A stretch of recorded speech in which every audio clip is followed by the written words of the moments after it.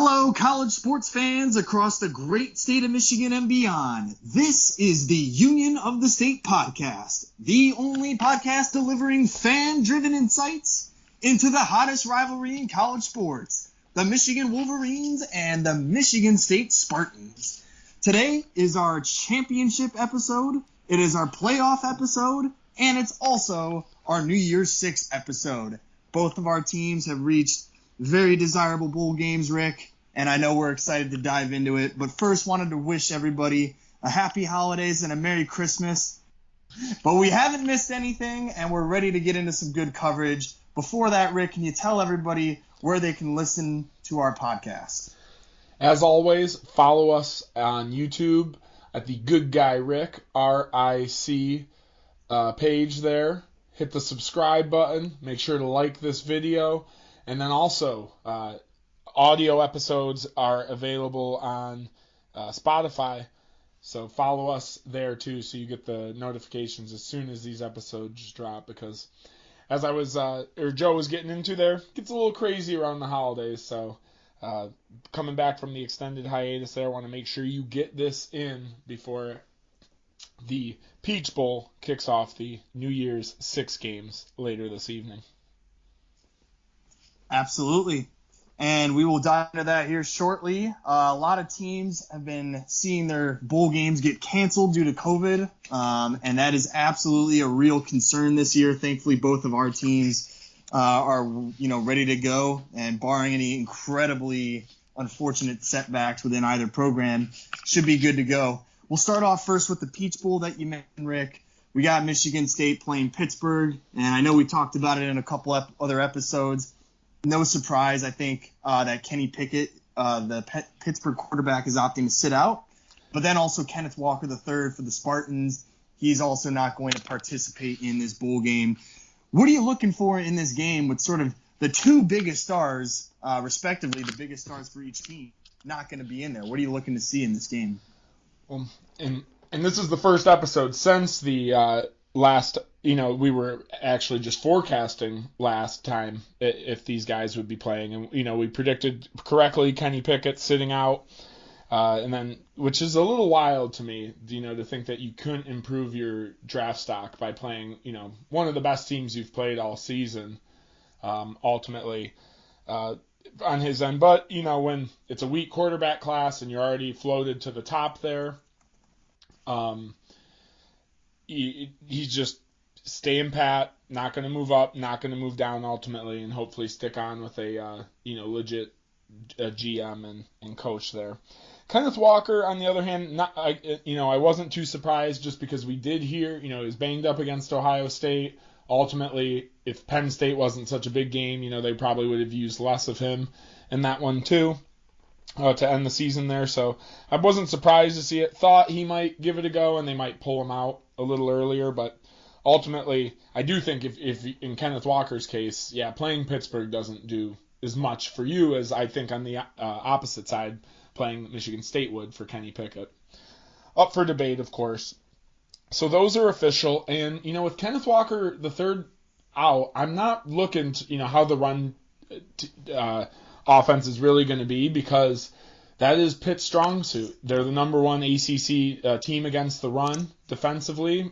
The old Pat Narduzzi special, MSU's old D coordinator running them. So, their strength on defense is also Michigan State's strength on defense. But I think the big news of the last week is that Jalen Nailor, Speedy Nailor, will be back. And he's been out since the Michigan game, where he went out in the first half of that one.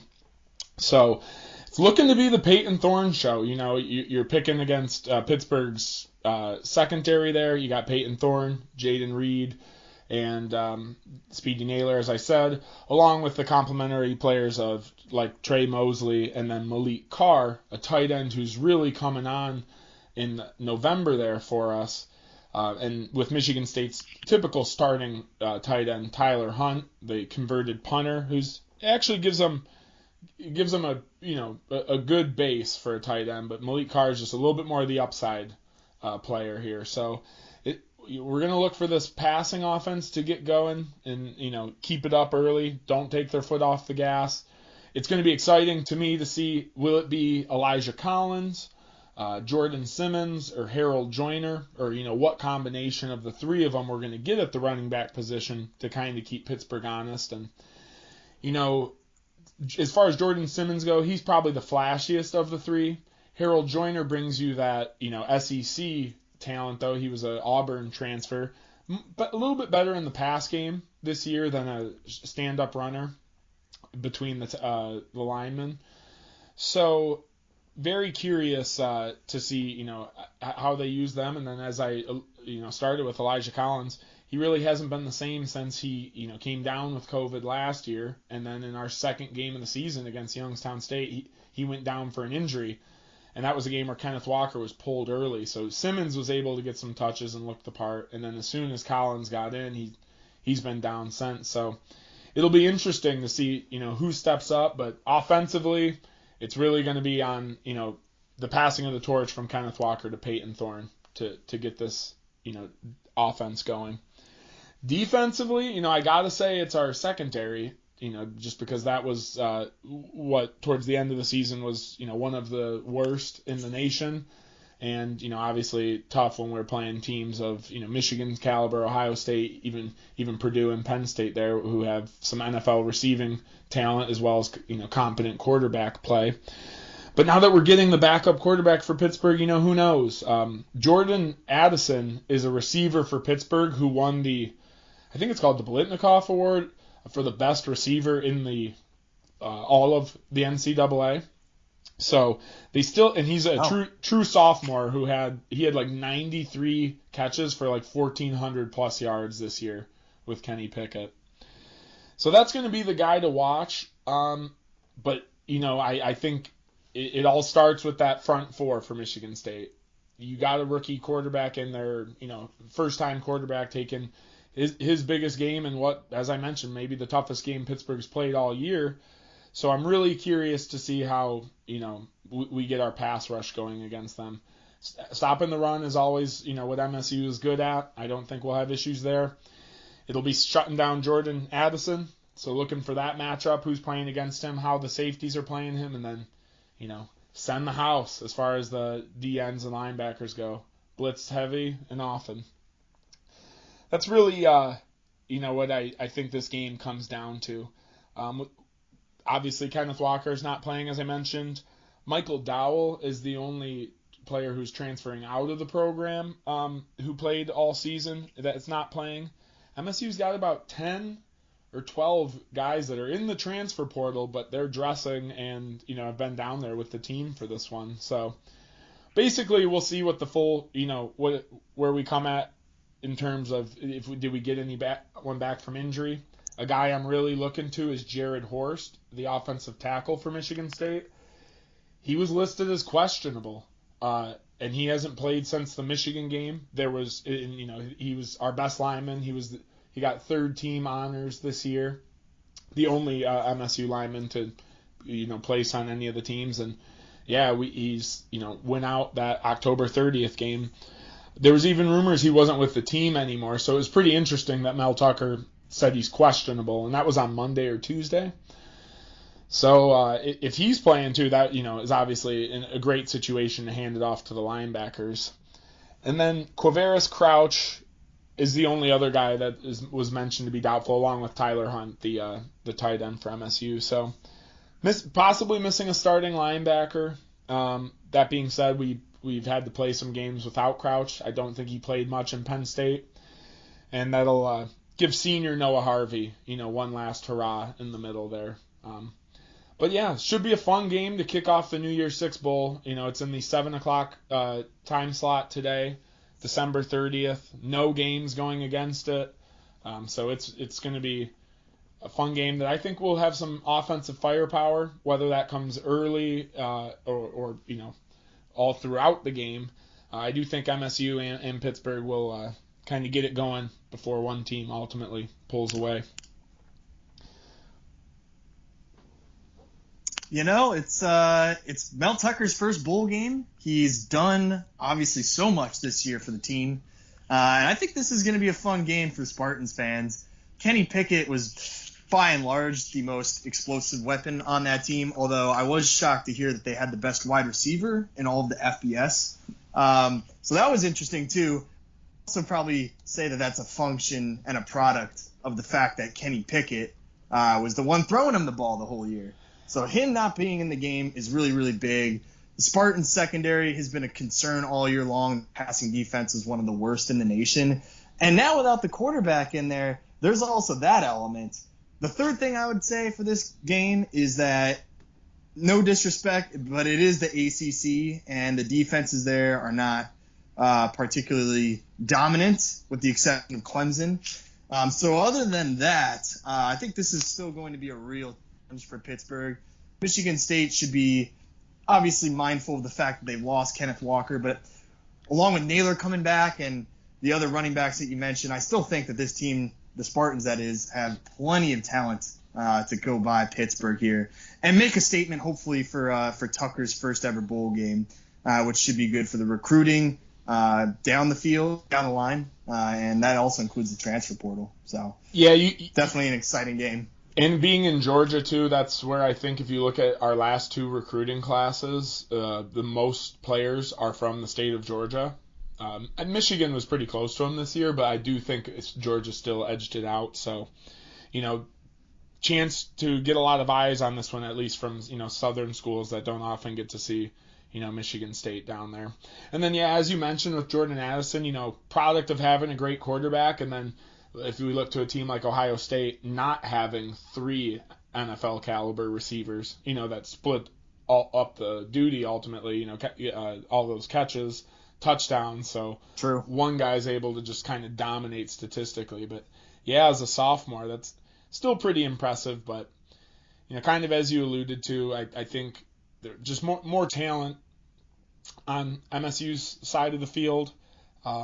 So as long as we're getting some of these guys back, like we're saying, or at least guys who've been playing that we're able to get a little bit more healthy for this game, it should be a fun one.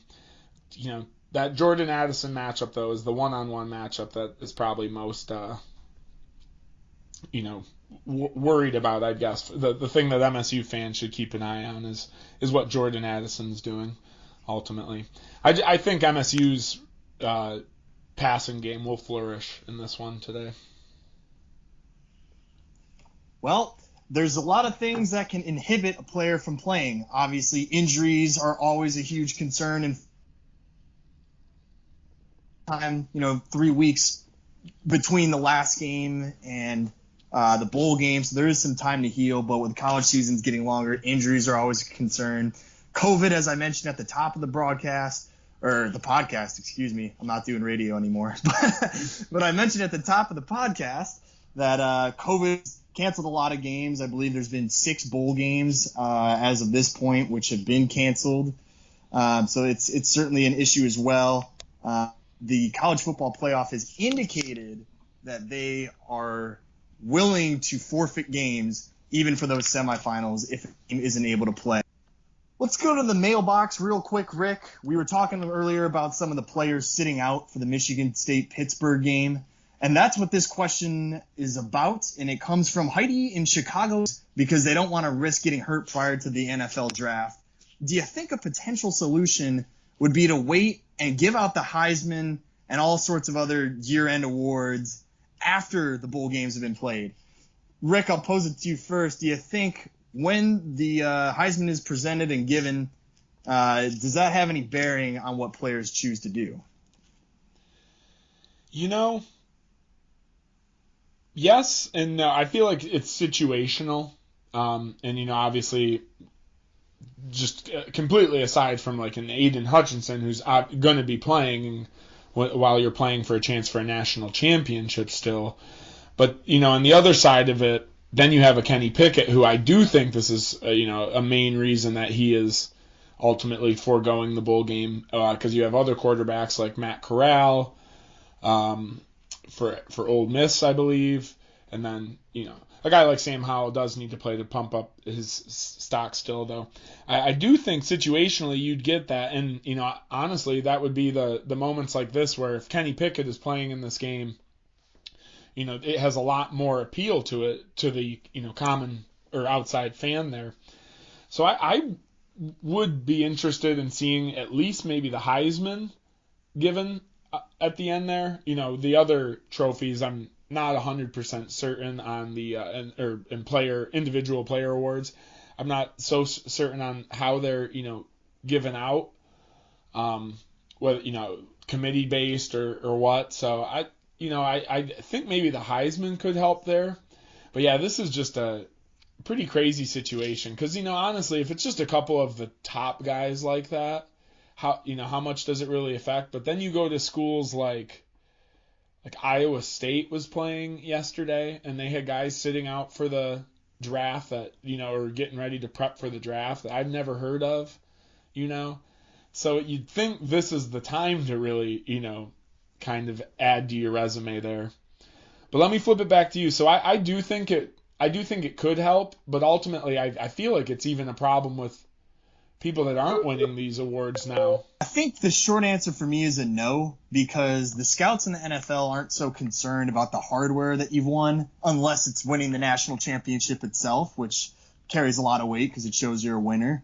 And I just don't think that that's something that the next level is too interested in seeing. But maybe from a player's perspective, that's something that could resonate a lot more, thinking that, hey, if I am able to have a really big, impactful game in my bowl game or wherever that is, that maybe would be able to catapult them to the next level of consideration and put them on the radar of said scouts.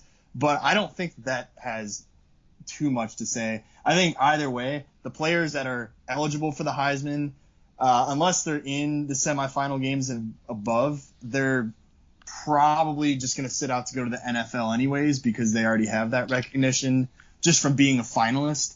Now, if the Heisman actually was expanded to include performance in bowl games, maybe I could see an argument for this. But as it is currently now, I think it's just a nice little, it's a nice little piece of recognition that is more window dressing than it is substance. And so for that reason, I don't think that would do anything to really deter players from sitting out bowl games. Yeah.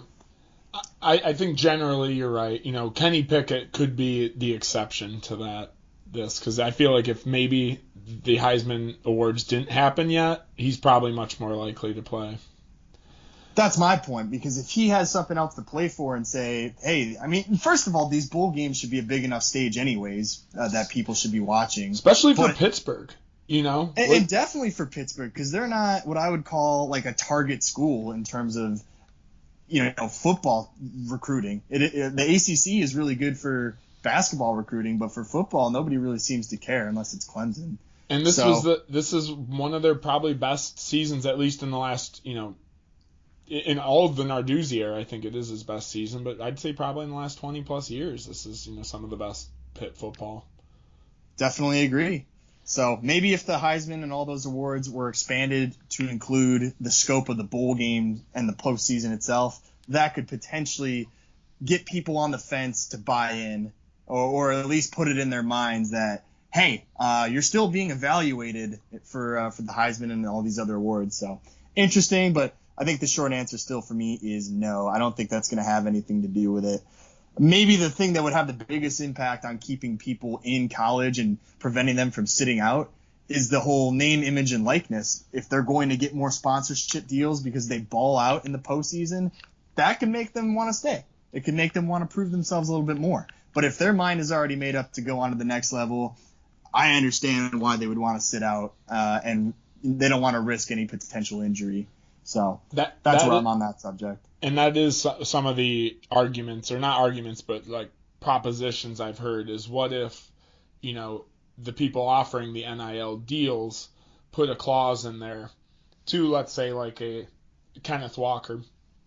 Hey, if your team makes it to a bowl, we want you playing in the bowl for X dollar sum, or that is conditional. Like, if your team makes it to a bowl, you got to play in it, and it's part of the contract.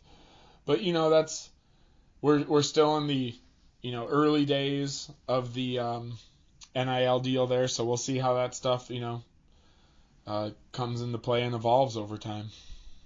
Yeah, I don't think they'd be able to force, like they wouldn't be able to write that into a contract, or otherwise they'd probably just fake an injury. I think what it would have to be is probably an incentive, like a bonus. So if you play in this game, then we'll give you an extra sum of money or whatever to sort of encourage that participation as opposed to just forcing it on the player, because that's a lot harder to do. And I don't think that would be covered in the scope of the current NIL rules, but I haven't read that, so I'm not so sure. And there really are none. So, like, that probably could be done now, but, like, would it seem weird later? And that is what I mean. Like, hey, this is a $25,000 deal, but the last 5 of it is you got to play in the bowl game if your team makes it, So it's kind of just like an earning,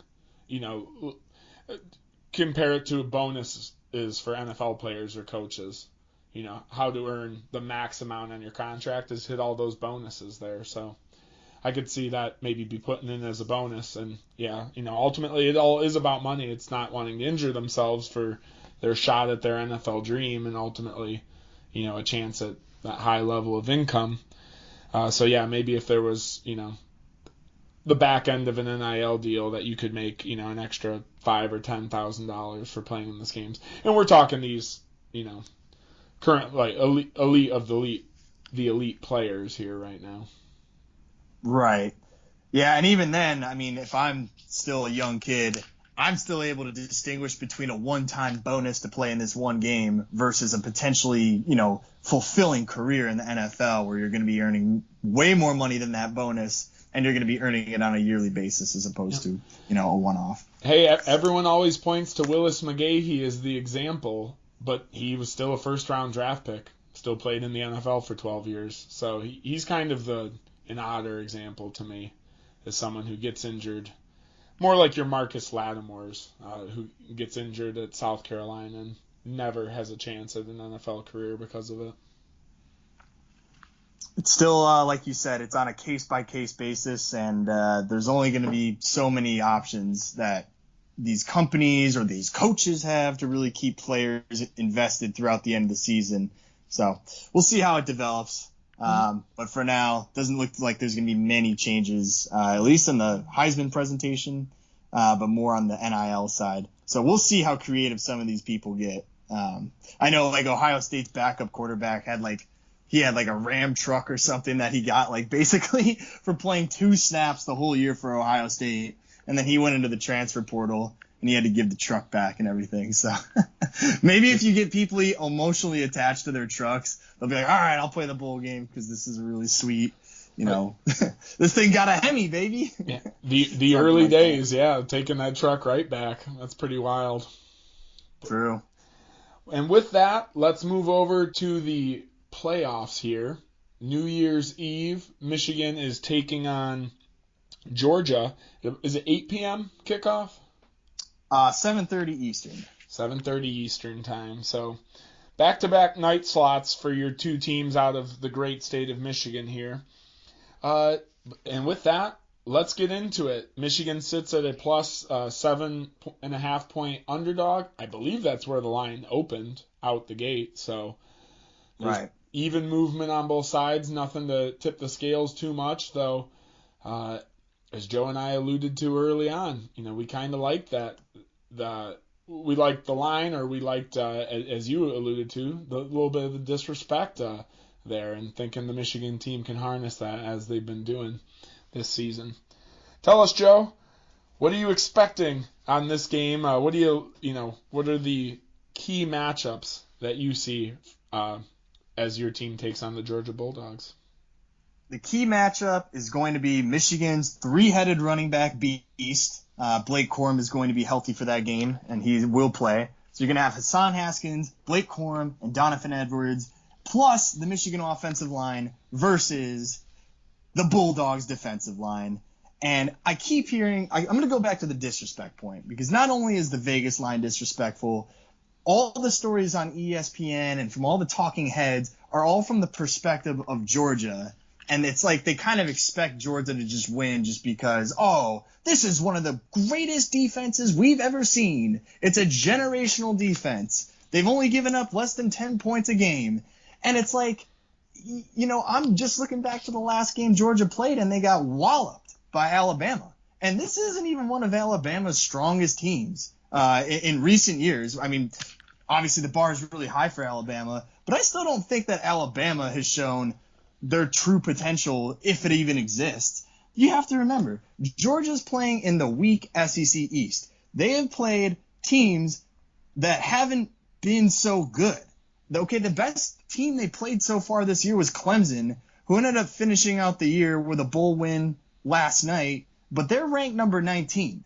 Okay, Michigan played Ohio State, who was ranked number 5, and then they played Iowa, who was ranked, I believe, 16 or 15. And so both of those two last games that Michigan played were against superior opponents.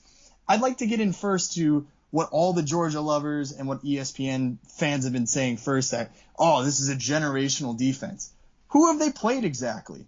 And on top of that, if they're so good at stopping the run, Michigan has been there before. They played Wisconsin, who has a top 5 defense and a top 5 run defense. They played Penn State, who has an amazing defense as well. Iowa had a really good defense as well, and we exposed them for over 40 points. So I'm not really so concerned, Rick, about this matchup, because Michigan's got 3 running backs, and they use them in a variety of different ways. So I'm not too worried about the fact that we're just going to ground and pound and get stonewalled the whole time.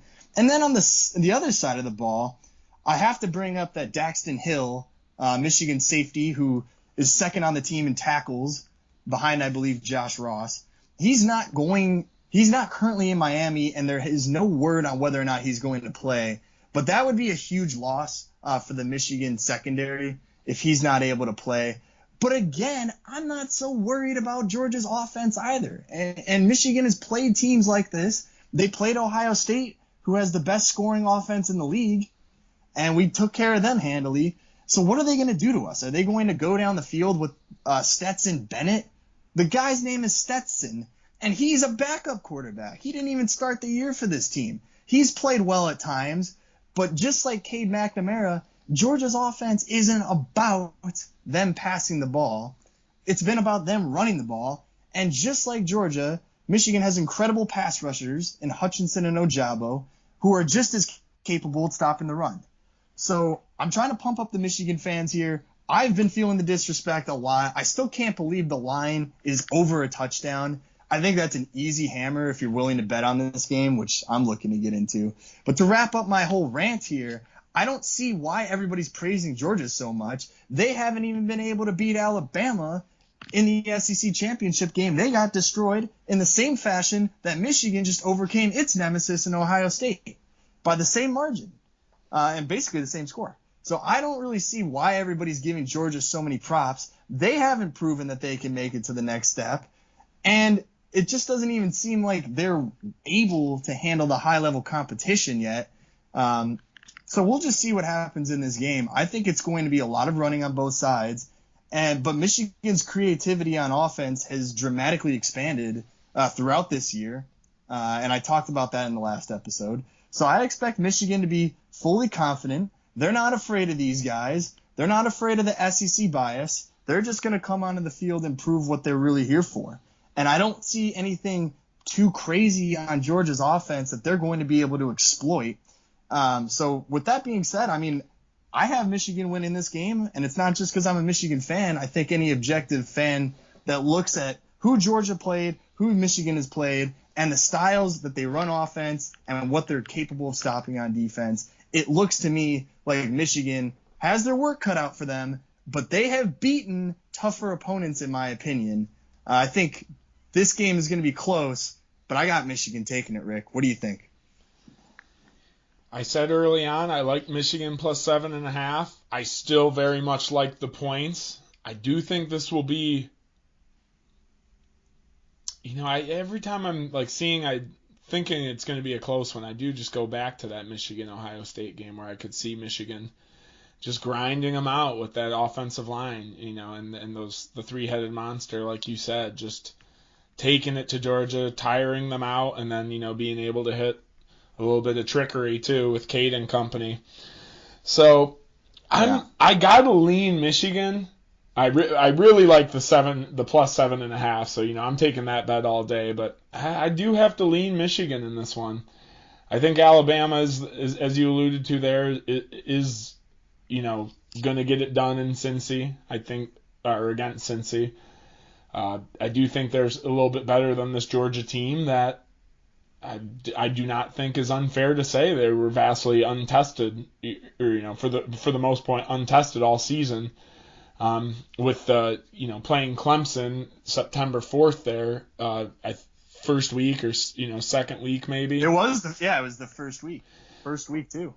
So that's where that's not the same Clemson that was playing in the Cheez-It Bowl last night. Nope. That Clemson still isn't, not the same Clemson as a year prior. But that being said, it took them a while to kind of get things going. So Georgia even kind of got the easy, run there. Auburn is even another team that started to click a little later. But overall, the SEC is, not as impressive as years past. So I'm gonna go with Michigan in this one. I think they'll compete. And whether if they lose by a field goal, I won't be too surprised. If they win by 7 straight up, plus, I won't be too surprised. I just think, when Georgia, Michigan, how much NFL talent is playing in that game, so it'll be a fun matchup, and what is truly going to be top tier talent wise, a top tier game when it comes to talent in the college football scheme. Last thing I'll say is kind of what you said. You go back to that game, Michigan versus Ohio State. Michigan's been able to get over the hump versus Ohio State. And to me, after getting that monkey off their back, I think this team is already playing very, very free and so much more confident than any other team I've seen during the Harbaugh era here at Michigan. Georgia has not gotten over their nemesis in Alabama. There's still that lingering thought in the back of their head that they're just always going to be the runner-up in the SEC. Michigan has proven that it can reach that next level now that it's beaten Ohio State. And I think once internally, they probably think, hey, we've beaten the boogeyman and we've exercised our demons. The skeletons in the closet are gone, at least for the moment. This team is playing so confident, so strong in all phases of the ball. It's hard for me to see that they're going to come into this game and get embarrassed and lose by over a touchdown. So at least with that being said, but I don't know about Georgia so much. All I know is this Michigan team is something else, and they're different than in years past. That's why I feel strongly that they should be able to go into Miami and get this win, and then hopefully be able to meet Alabama or Cincinnati in Indianapolis in the Midwest. We're taking the Southern boys out of the heat and instead bringing them up into the Midwest, which is Michigan territory. So I won't get ahead of myself, but I'm really looking forward to this game. For me, it's a lot of the pregame hype. It's been going on now for so long, and I just want the game to happen. I'm so sick and tired of hearing people talk about it. But I had to add my 2 cents too, Eric, so I'll leave it at that. I hear ya. Are you predicting Alabama, to take it to the Bearcats? I don't really see many people picking, and that game's at 3:30, leading right into the, the more premier clash of Michigan and Georgia. Yeah, I will. Just because same thing I just said about Georgia. Who Cincinnati played? They're not a Power 5 team. They did play Notre Dame, who's ranked number 5, and they beat them. So that's arguably a more impressive win than anything Georgia's done the whole year. So they're going to play Alabama well, but it's still Alabama. And Nick Saban knows how to win big-time games. You saw it the last time they played against Georgia. Mm-hmm. They're probably just going to take this handily, is what I think. But hopefully I'm wrong. I think it'd be cool if it was Cincinnati, Michigan. It would be kind of cool. But I'm going to go Alabama. It was early on in the season. They did play Indiana and won 38-24. But that was, Michael Penix was still, flashing a little bit of skill then before another unfortunate injury for him. And then Houston in their championship game. I'm sure Michigan fans would love to see Cincinnati take this one. And then they could get a little second revenge tour on Luke Fickell down there. Luke Fickell. Yeah, that's true. But, Houston almost lost to Auburn the other day, and Auburn's 6-6, so I don't even know how good they are either. Yeah. And they probably should have lost to them, but there were 2 brutal refereeing calls that were made in that game that benefited Houston. So I'm not so sure that they're that good either. But in any case, they were ranked number 22. Like, they were ranked 20. So that's technically, I guess, not as good of a win as where Clemson ended up finishing at 19. But I don't know. We're getting into too much of the hypotheses right now. It's just more at this point, who's going to show up and execute? And I still think that the way that Michigan's been playing the last few games they've had, they look as confident as anybody out there. And that is more dangerous than, just looking at the stats a lot of times, which Michigan does have the stats to back up too, I might add. Alabama and Michigan are definitely the hot teams rolling into their respective matchups. Again, no shade at Cincinnati. It's hard to build up the momentum against a Houston team, whereas Alabama playing Georgia and Michigan, over Ohio State and then ultimately Iowa in the championship. So that will wrap up our preview episodes. Next week is sure to be a fun one as we have our last two college football games to break down for what was the 2021 football season. It's been a great ride, Chicago Joe. Well, we might have one more if Michigan wins. Might have one more to talk about, but I agree. This is certainly it's been a fun ride, and there's been so many great games that we've had the pleasure of talking about that I don't think either of us foresaw when we began this podcast. So, shout outs to both Michigan State and the Michigan Wolverines. Thanks for making this a fun year. Let's make it an even better year heading into 2022. So with that being said, I'm Chicago Joe. And I'm Good Guy Rick. Thank you for listening to the Union of the State podcast, the only podcast where you get dual coverage of the Michigan State Spartans and Michigan Wolverines. Please like the video, share it with your friends, hit us up in the comments section, send us an email, a couple listener questions over to the Union of the State at gmail.com address there. And we'll be sure to tackle those as well as recruiting as we move into the offseason. As Joe mentioned, yes, knock on wood, we will have one more game to preview football-wise. But that is the guys over here at the Union of the State podcast checking out. Happy New Year, everyone. Be safe and go green. And go blue.